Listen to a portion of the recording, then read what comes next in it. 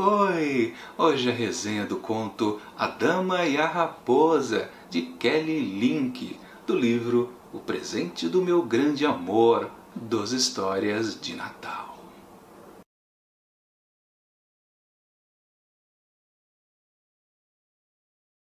Era raro ver um Honeywell isolado. Eles vêm em cachos como bananas. Não são espiões solitários, mas batalhões. Por mais que Miranda admire os cabelos ruivo-dourados dos Honeywell, a beleza exagerada e expressiva dos Honeywell, o repertório Honeywell de piadas e confidências, poesias e absurdos, às vezes ela precisa de uma fuga.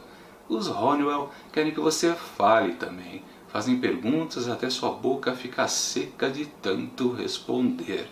Esse é um trecho ali do começo de A Dama e a Raposa, de Kelly Link, que conta a história de Miranda e também de Daniel, que ali no começo tem apenas 10 anos de idade. Mas a gente já sabe por esse tipo de história que lá no futuro eles vão crescer um pouquinho e vão ter algum relacionamento. Isto é óbvio. Outra coisa que também fica bem clara por esse trecho que eu li é que Miranda não pertence muito a esta família. Sim, é verdade, na verdade ela é uma pequena agregada. Sua mãe trabalhava para eles. Então, como uma forma de agradecer os serviços prestados, porque ela já se foi e também ela é órfã de pai, o que fazem? Convidam Miranda todo final de ano para passar o Natal ali com a família. Que agrado mais esquisito, né? Mas tudo bem, ela acaba aceitando, de alguma forma é divertido para ela. Ou mais ou menos, né? Porque na verdade ela só se relaciona com Daniel, que tem a sua mesma idade, e também com a mãe dele, a Elspeth. E fica por aí. Tanto que neste Natal aí, dos 10 anos dela, ela está meio que sozinha, já conversou um pouco com o Daniel e ficou andando pela casa. Até que ela nota uma coisa muito estranha do lado de fora. Ali colado à janela está um homem olhando para dentro. Ela acha aquilo muito esquisito e chama muita atenção porque pela aparência dele, a fisionomia, ele é um Honeywell. O que ela faz? Bom, ela vai lá embora morrendo de curiosidade. Precisa saber quem é ele. Ela não conhece. Afinal de contas, ela conhece toda aquela família. E lá fora, quando ela consegue um contato com ele, fala um pouquinho, troca algumas palavras, ele percebe que ele quer se isolar daquela família, o que é novamente estranho, porque todos eles, os Honeywell, adoram viver colados uns nos outros. Meio seco, sem papo, ela nota que ele também tem um porte, uma vestimenta antiquada, um casacão onde tem bordado uma raposa que está presa a uma armadilha, inclusive está pingando sangue, uma coisa bem grotesca. Mas acontece alguma coisa e este sujeito desaparece, vai embora. E ela só volta a ver novamente ele um ano depois, no Natal seguinte, quando também está nevando. E ao menos ela consegue descobrir o nome dele, que é Fanny. Mas, sem querer contar mais spoiler dessa história, eu posso dizer uma coisa: todo ano ele aparece, e sempre na hora que começa a nevar. Minha avaliação do conto, como eu comentei agora há pouco, num gênero tão previsível como esse para jovens adultos. É claro que a história sempre vai descambar para o relacionamento afetivo entre o casalzinho principal. E sim, é o que acontece. E olha que a história começa com 10 anos. Então o tempo vai passando, cada novo Natal eles vão ficando velhos e começa aquele climinho, que é aquela enrolação de sempre. Todo leitor desse tipo de história sabe, eles vão ficar juntos, por que fica enrolando pra gente? A gente já sabe o desfecho.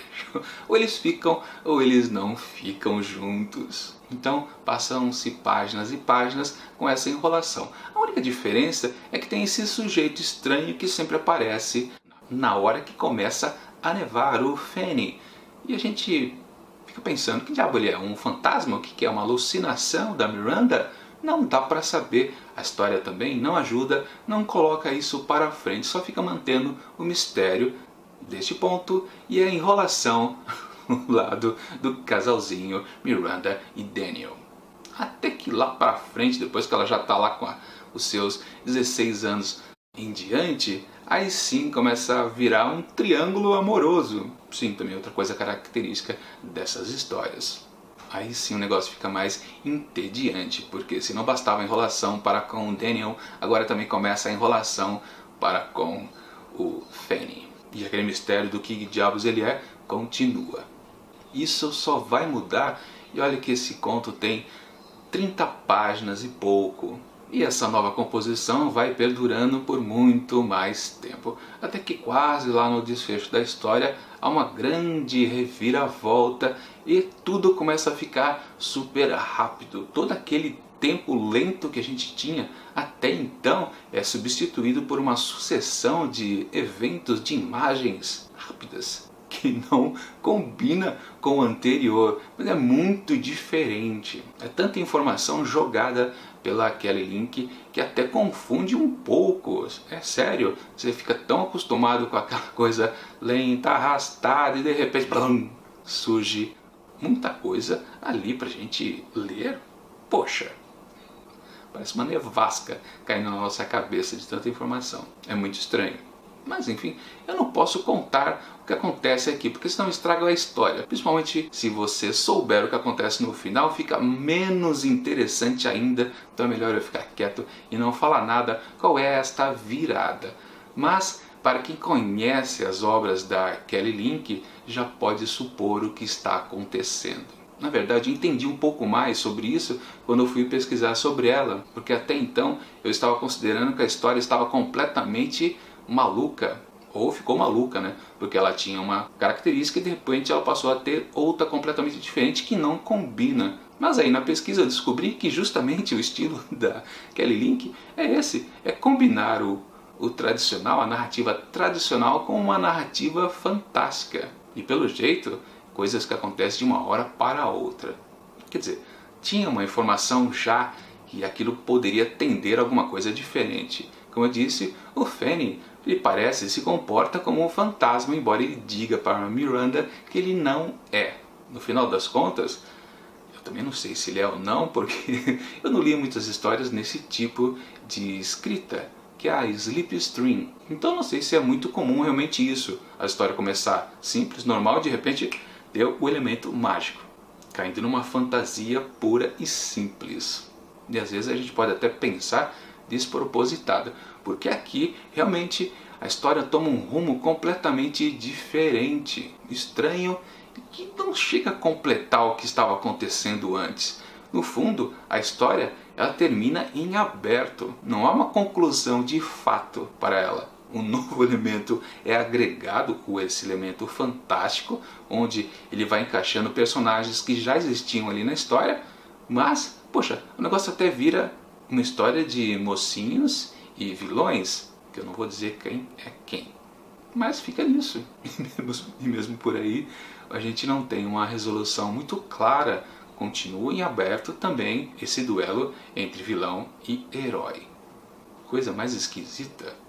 Ah, e tem outra coisa. Toda essa maluquice ainda está inserida no triângulo amoroso, ou outra forma geométrica, que inclusive tem a ver com o título deste conto. E aí sim, eu não posso falar nada, porque senão estraga. Bom, para A Dama e a Raposa eu atribuo 3,5 asteriscos. Bom, é isso. Até semana que vem, na sexta e no sábado, com mais 2 resenhas aqui do livro O Presente do Meu Grande Amor, 2 histórias de Natal. Enquanto os vídeos não chegam, confira aqui do lado outras dicas do Imantado de Livros. E até mais!